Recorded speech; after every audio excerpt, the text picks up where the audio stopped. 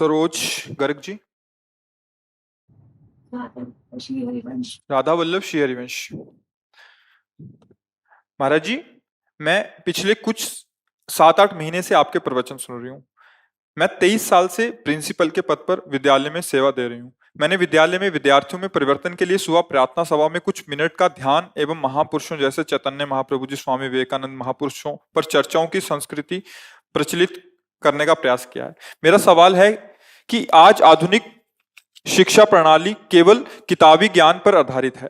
मैं मेरे विद्यार्थियों को किन नई विधियों से उनकी आध्यात्मिक ज्ञान की प्रगति में सहायता कर सकती हूँ? कृपया मेरा मार्गदर्शन करें। किसका प्रश्न है आपका? हाँ, सबसे पहले हमारी दृष्टि होनी चाहिए बच्चों की दिनचर्या पर। चाहे साधक हो या विद्यार्थी हो, जिसकी दिनचर्या ठीक नहीं है, उसका स्वस्थ ना विचार होगा और ना स्वस्थ शरीर होगा और ना वो उन्नति को प्राप्त होता है। सबसे पहले दिनचर्या।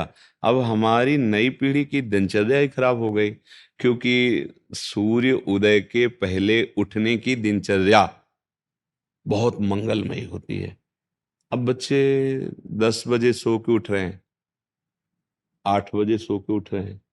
कोई महत्व ही नहीं कि भुवन भास्कर जो ज्ञान प्रदान करने वाले बुद्धि के दाता हैं, जिनका पूर्व से लेकर के आज तक वो जो भी थोड़ी समझ रखते हैं, अर्घ के द्वारा उनका स्वागत करना, वेद मंत्र गायत्री मंत्रों के द्वारा उनकी अर्चना वंदना करना। तो चलो, तुम्हें मंत्र नहीं ज्ञान है, तुम्हें ऐसा ज्ञान नहीं, तो कम से कम उनके आदर के लिए सैया का तो त्याग कर दो। वैसे 4 बजे प्रातः उठना सबके लिए अत्यंत आवश्यक है। अगर प्रातः 4 बजे नहीं उठे और आप सैया में सो रहे हैं, भगवान सूर्य उदय हो रहे हैं, तो आपकी बुद्धि क्षीण हो जाएगी, आपकी आयु क्षीण होगी, आपका श्री कांति तेज नष्ट हो जाएगा। आप देखो चेहरों में कहाँ तेज दिखाई दे रहा है? कहाँ तेज है? कांतिमान चेहरा, प्रकाशमयी वाणी, पवित्र आचार विचार कहाँ दिखाई दे रहे? ना शौचाचार का ज्ञान है, ना कोई दिनचर्या है। तो पहले बच्चों को सुबह उठना सिखाएं, अपनी दिनचर्या ऐसी करें 10 बजे तक सो ही जाएं। तो 11, 12, 1, 2, 3, 4, 6 घंटे हुए। हम करें और 1 घंटे सो लें, 7 घंटे अगर सो ले तो 5 बजे जग जाएंगे। तो हमें लगता है कि सूर्य उदय के घंटा भर पहले जग गए, 1 घंटा मतलब लगभग 6 बजे सूर्य उदय होते होंगे, तो 5 बजे सबसे पहले उठें। सबसे पहले उठ करके 2-4 भगवान नाम लेना सिखाए। हम कह रहे हैं माला नहीं, राधा राधा राधा राधा राधा राधा, बस। फिर धरती के पैर छुए, फिर उठकर माता पिता के चरणों को स्पर्श करे, जो बुजुर्ग जन है, बड़े जन है, सबके चरणों को प्रणाम करे। फिर जल पिए। जो बासी मुंह जल है ना, वो उदर के बहुत से रोगों को नष्ट करता है, ब्रह्मचर्य की पुष्टता करता है। फिर थोड़ा टहल कर शौच जाए, फिर स्नान आदि करे, फिर 10 मिनट दंड बैठक, बच्चे हैं ना, 10 मिनट आसन और 10 मिनट बैठकर प्राणवायु का संशोधन, अनुलोम विलोम, ऐसे मतलब 30 मिनट वो समय इसमें लगावे। फिर इसके बाद जैसे हम शास्त्र स्वाध्याय करते हैं, वैसे अपनी वो दिनचर्या में जो स्कूल में पढ़ाया गया है वो बिल्कुल स्मृति में बैठ जाएगा, स्मृति में। और आज का जो खान पान है, वो चाउमीन, पिज्जा, बर्गर, ये सैंडविच, ये जो चीजें हैं, ये उनकी आंतों को कमजोर करेंगे, उनकी बुद्धि को गिराएंगे। क्योंकि अपवित्र और गरिष्ठ वस्तुएं स्वाद में तो अच्छी लगती हैं, लेकिन ये स्वास्थ्य के लिए या बुद्धि पवित्रता के लिए बिल्कुल हानिकारक हैं। छोटे छोटे बच्चे इन्हीं को खा रहे हैं। छोटे छोटे बच्चों के हाथ में मोबाइल है, जो जो चाहे वो उसको देख सकते हैं। कैसे उनका जीवन बनेगा?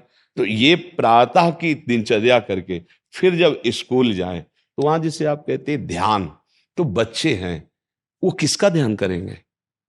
ध्यान तब होता है जब हमारी एकाग्रता कुछ तो समिति हो, कुछ तो हम ध्येय के विषय में जानते हो, ध्येय जिसका हम ध्यान धरने जा रहे हैं उसके विषय में कुछ तो जानकारी हो कि हमें किसका ध्यान रखना है। जब ऐसे करोगे अंदर से पूरी चंचलता चल रही, ध्यान तो हुआ नहीं ना। हाँ, जैसे हम लोग जब स्कूल में थे तो जाते ही एक प्रार्थना करवाई जाती थी, हे प्रभु आनंद दाता ज्ञान हमको दीजिए, शीघ्र सारे दुर्गुणों को दूर हमसे कीजिए, लीजिए हमको शरण में, हम सदाचारी बने, ब्रह्मचारी धर्म रक्षक वीर व्रतधारी बने। पूरा तो सुबह सुबह अब इसका प्रभाव पड़ता है। प्राय वैसे स्कूलों में अब भी होती होगी। प्रार्थना करवाते हैं, प्रार्थना करवाने के बाद जैसे शनिवार को बच्चों का एंजॉय डे होता है मनोरंजन के लिए, उस दिन मैंने जैसे चैतन्य महाप्रभु दिया। हाँ। तो बच्चों को नहीं पता था कौन है। हाँ, महापुरुषों के चरित्रों का तब प्रभाव पड़ेगा, पहले हम अपने चरित्र को सुधारें। हम लोगों को चाहिए कि बच्चों के साथ एकांतिक बैठक करें। 10-20 बच्चे, 50 बच्चे जो हैं, अब उनको बताएं कि देखो ये क्रिया करने से तुम्हारा पतन हो जाएगा। उसमें शर्माए नहीं। जैसे डॉक्टर अगर हमारे अंगों को देखकर शर्माएगा तो ऑपरेशन ही नहीं कर पाएगा। वो छोटे बच्चे हैं, वो गलत बच्चों की संगति से, अब आप बहुत बड़े महापुरुष का चरित्र बता रहे हैं, लेकिन बच्चों के संग से वो गंदी हरकतों में जा रहे हैं, वो गंदे व्यसनों में पड़ रहे हैं। पहले उनके चरित्र को हमें देखना होगा। अच्छा देखो, मोबाइल है, अच्छा है, रखो, क्योंकि तुम्हें कोई मान लो जा रहे हो और अगर कोई ऐसा, तो आप अपने घर फोन कर सकते हो, आवश्यक भी है मोबाइल, पर उसमें ये बातें नहीं देखनी चाहिए, ये बातें सुननी चाहिए। उनकी आप पहले दिनचर्या सुधारो।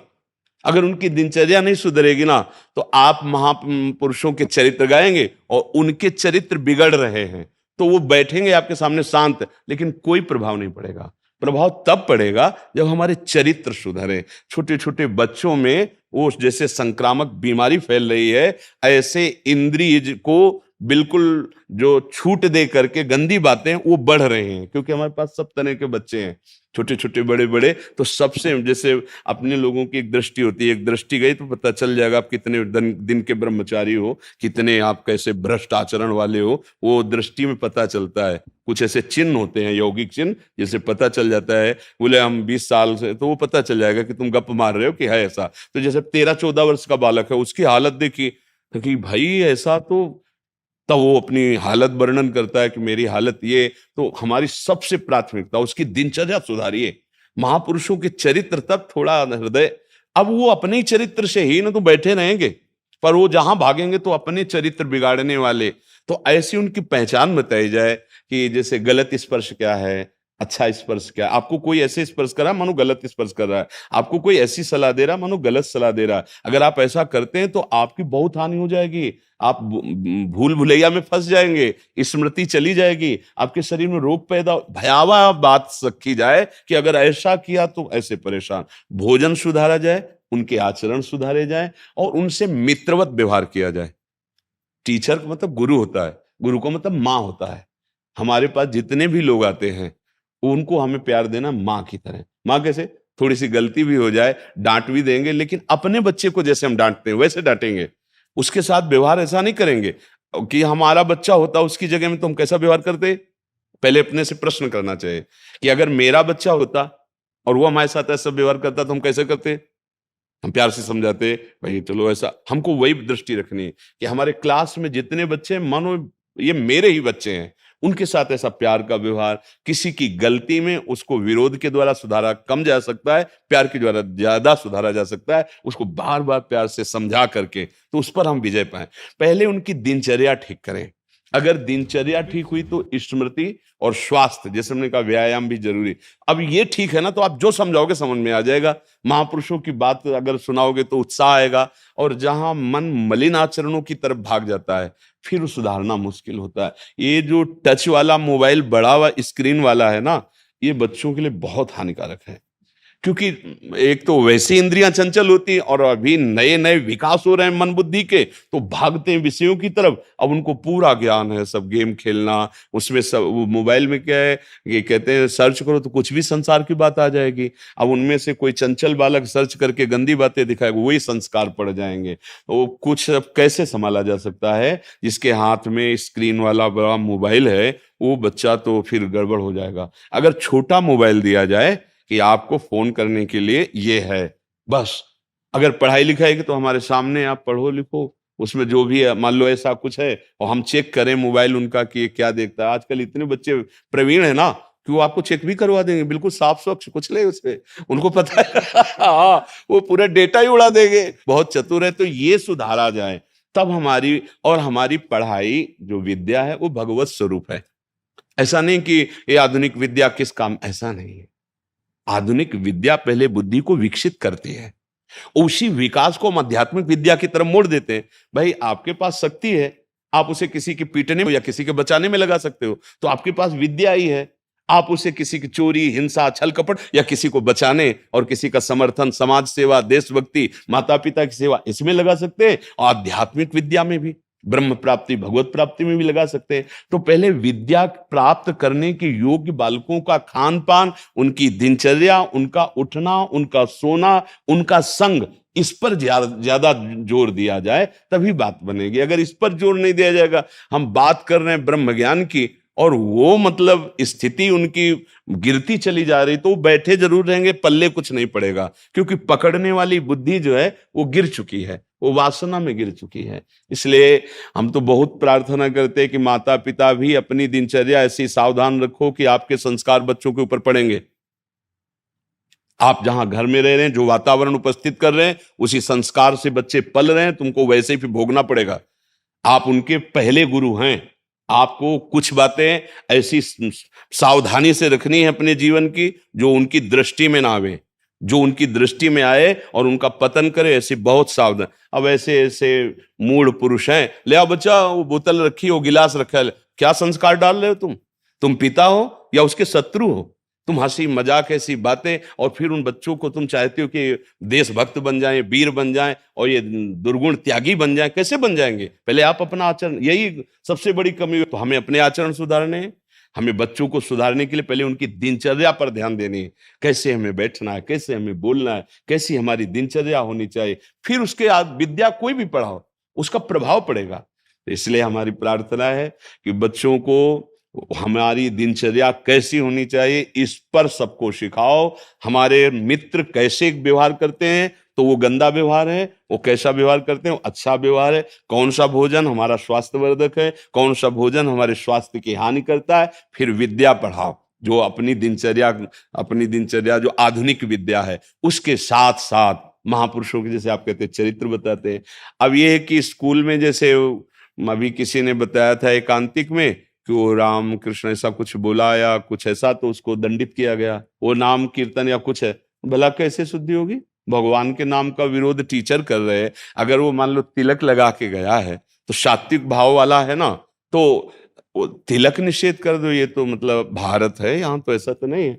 यहाँ तो बड़े बड़े चक्रवर्ती सम्राट भी ऐसे हुए जो अपने हाँ, तो अब ये क्या आधुनिकता फैल रही कि अगर बच्चा सात्विक भाव करके जाए तो उसे थप्पड़ मार दे, वो नाम कीर्तन या कुछ भागवतिक तो उसको स्कूल से निकाल दे, तो फिर कैसे सुधार होगा? कैसे सुधार होगा? फिर तो गलत बात होगी। तो ये हमको भी सुधार करना है, हमारे बच्चों की दिनचर्या पर ध्यान देनी है। हम हर साधक से कहते हैं तुम्हारी दिनचर्या ही तुम्हारा भगवान है। अगर तुम्हारी दिनचर्या ठीक नहीं है तो सब बेकार है। दिनचर्या अपनी ठीक है और 12 वर्ष तक एक दिनचर्या में चले तो सिद्ध हो जाती है। कोई भी भागवतिक दिनचर्या या दैनिक दिनचर्या, तो एक परिपक्वता आ जाती है। अब यहाँ ना सोने का कोई समय है, ना जागने का, ना खाने का, ना कोई दिनचर्या है, तो कैसे कैसे? इसलिए सुधार किया जाए। हमारी तो यही बात समझ में आती है, और तो कुछ समझ में आएगा नहीं हमें। बिना अध्यात्म के, बिना जीवन को संयम में लाए, बिना पवित्र आचरण के किसी की उन्नति होने वाली नहीं। ये लौकिक उन्नति समझते हो?